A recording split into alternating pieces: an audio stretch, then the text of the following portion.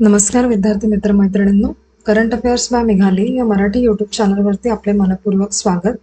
इथे आपण daily current affairs important 12 question दररोज पाहतो, जे तुम्हाला आपल्या येत्या MPSCच्या सर्व एक्झाम्समध्ये, सरळ सेवांमध्ये आणि सर्व केंद्रीय परीक्षांमध्ये नक्कीच पाहायला मिळतील. त्यामुळे चॅनलवरती जर तुम्ही पहिल्यांदा आले असाल तर चॅनलला लाईक करा, जास्तीत जास्त विद्यार्थ्यांना आपला चॅनल शेअर करा, जेणेकरून सगळ्यांना या चॅनलचा उपयोग होईल. आणि सबस्क्राईब करायला विसरू नका. सगळ्यात महत्त्वाची गोष्ट, लेक्चर शेवटपर्यंत पहा, स्वतःच्या वैयक्तिक नोट्स काढा आणि आपला टेलिग्राम चॅनल देखील आहे, तर तो देखील जॉईन करण्याचा प्रयत्न करा. तर आज सुरू करूयात आपण 4 फेब्रुवारी 2026च्या चालू घडामोडी. प्रश्न पहिला, वीरभद्रन रामनाथन यांना कोणता पुरस्कार मिळाला आहे, असा प्रश्न. तर याचं योग्य उत्तर आहे पर्याय क्रमांक सी, क्राफोर्ड पुरस्कार मिळालेला आहे त्यांना. त्याचे महत्त्वाचे पॉईंट्स पहा. वीरभद्रन रामनाथन हे भारतीय वंशाचे वातावरण शास्त्रज्ञ असून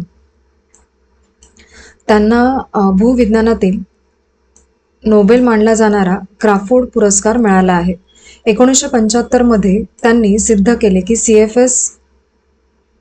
CFC CO2 पेक्षा हजारो पट अधिक उष्णता अडकवतात. क्राफोर्ड पुरस्कार हा royal Swedish academy of science कडून दिला जाणारा पुरस्कार आहे आणि मॅट्रियन प्रोटोकॉल 1987 मुळे जगभरातून CFC हळूहळू बंद करण्यात आला. पुढील प्रश्न दुसरा, 4 फेब्रुवारी हा जागतिक स्तरावरती मुख्यत्वे कोणता दिनासाठी ओळखला जातो? 4 फेब्रुवारी हा दिवस.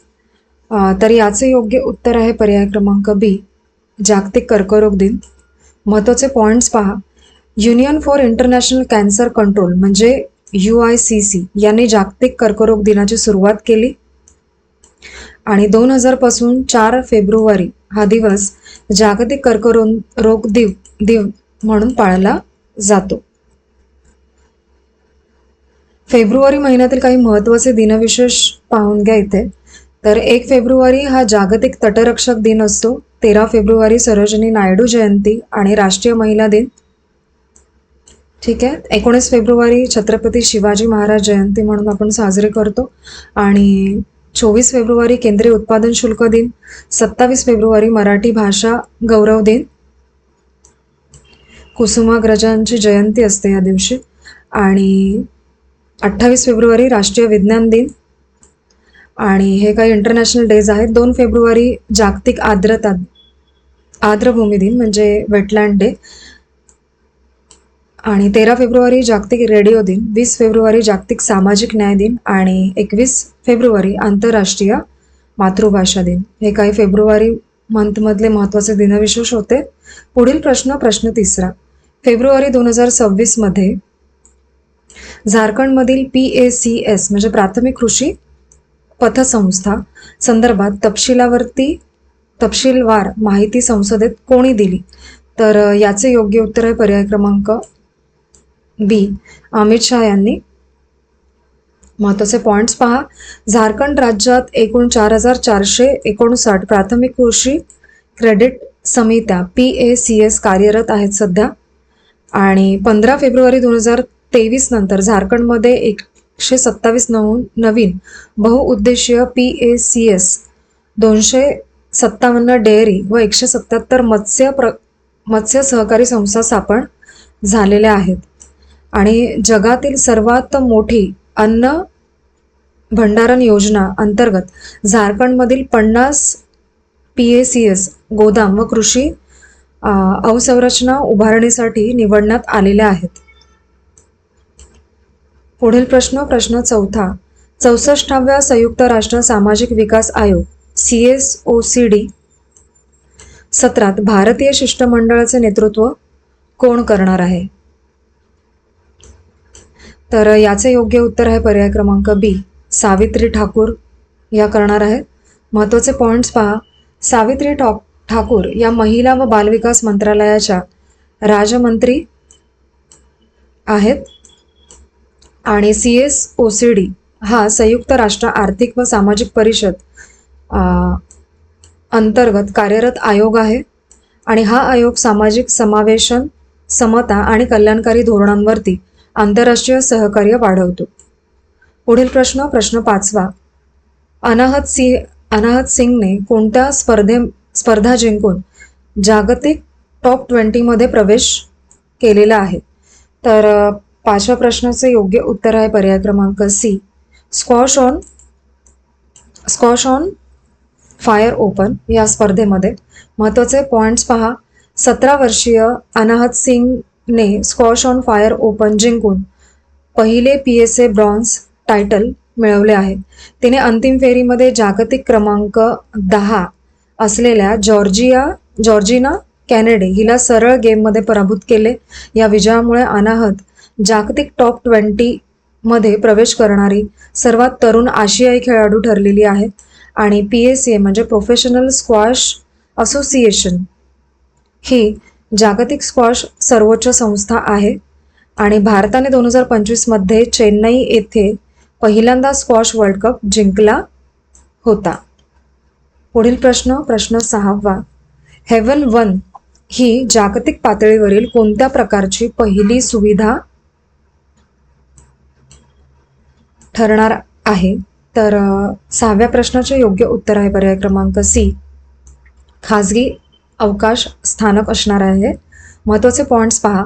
हेवन 1 हे जगातील पहिले पूर्णतः खाजगी अवकाश स्थानक ठरणार आहे आणि हे अमेरिकेतील वास्ट स्पेस या स्टार्टअपद्वारे विकसित केले जात आहे.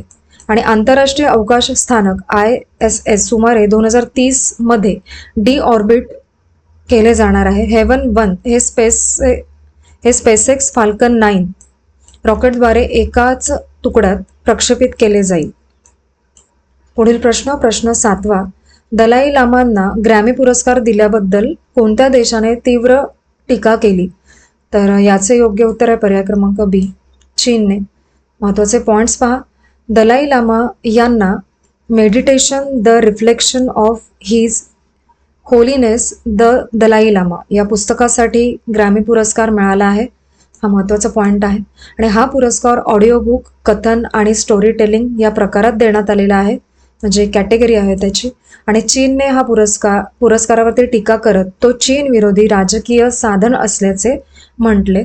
आणि 1959 पासून दलाई लामा भारतात निर्वासित म्हणून राहत आहेत, तिबेटमधील उठावानंतर. ठीक आहे. पुढील प्रश्न 8वा. अंताल्या म्हणजे तुर्की येथे झालेल्या मैत्रीपूर्ण फुटबॉल सामन्यात भारतीय महिला संघाने कोणत्या संघावरती विजय मिळवला आहे? तर 8व्या प्रश्नाचे योग्य उत्तर आहे पर्याय क्रमांक सी, हार्ता BSC फ्राउएन. महत्त्वाचे पॉईंट्स पहा. या सामन्यामध्ये ग्रेड डांगमेई 37व्या मिनिटाला निर्णायक गोल केला. लास्ट गोल कोणी केला असा प्रश्नही येऊ शकतो.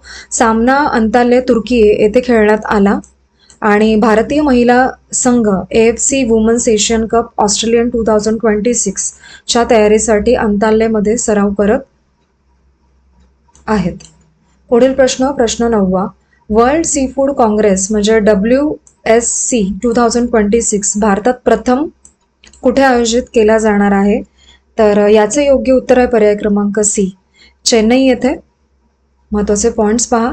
WSC हा द्वैवार्षिक जागतिक मंच असून तो मत्स्य व्यवसाय व जलकृषीवरती केंद्रित आहे. आणि नॅशनल फिशरीज डेव्हलपमेंट बोर्ड म्हणजे NFDB ही संस्था मत्स्य विभागाअंतर्गत कार्यरत आहे. FAO ही संयुक्त राष्ट्रांची विशेष संस्था असून तिचे मुख्यालय रोम येथे आहे. ठीक आहे. पुढील प्रश्न 10वा. केंद्रीय अर्थसंकल्प 2026-27 मध्ये महिला उद्योजकांसाठी कोणते नवीन व्यासपीठ जाहीर करण्यात आलेले आहे? तर त्याचे योग्य उत्तर आहे पर्याय क्रमांक सी, शी मार्ट असे ते व्यासपीठ आहे. महत्त्वाचे पॉईंट पहा. शी मार्ट ही महिला उद्योगांसाठी सुरू केलेली नवीन बाजारपेठ प्रणाली आहे आणि शी मार्टचा अर्थ सेल्फ हेल्प एंटरप्रेन्योर असा होतो. आणि हा उपक्रम लखपती दीदी योजनेच्या यशावरती आधारित आहे. म्हणजे उद्देश काय तो सुरू करण्यामागचा. 11वा प्रश्न आहे, मणिपूरचे पुढील मुख्यमंत्री म्हणून कोणाची निवड करण्यात आलेली आहे? तर याचे योग्य उत्तर आहे पर्याय क्रमांक बी, युमनाम खेमचंद सिंग यांची. महत्त्वाचे पॉइंट्स पहा. मणिपूरमध्ये फेब्रुवारी 2025 पासून राष्ट्रपती राजवट लागू आहे. ठीक आहे. मणिपूर विधानसभेत एकूण 60 जागा असून बहुमतासाठी 31 आमदारांची आवश्यकता असते. युमना खेमचंद सिंग यांनी 2017-22 दरम्यान मणिपूर विधानसभेचे सभापती म्हणूनही काम केलेले आहे यापूर्वी. पुढील प्रश्न 12वा आणि आजच्या आपल्या लेक्चरमधला शेवटचा प्रश्न. IIM उदयपूरने आयोजित केलेल्या डिफ्युचर इंडिया डिजिटल कॉन्क्लेव्ह 2026चे आयोजन कुठे करण्यात आले? तर याचे योग्य उत्तर आहे पर्याय क्रमांक सी, हैदराबाद येथे. महत्त्वाचे पॉइंट्स पहा. तिसरी आवृत्ती आयोजन याची हैदराबाद येथे करण्यात आलेली आहे. आणि परिषदेमध्ये कृत्रिम बुद्धिमत्ता, प्रगत तंत्रज्ञानातील कौशल्यांची वाढती गरज अधोरेखित करण्यात आली. आणि सार्वजनिक खाजगी सहकार्य हे भारतीय डिजिटल परिवर्तनाचे मुख्य आधारस्तंभ आहेत असे देखील याच्यामध्ये मेन्शन करण्यात आलेले आहे. आजचे आपले 4 फेब्रुवारी 2026चे डेली करंट अफेअर्स पाहून झालेले आहेत.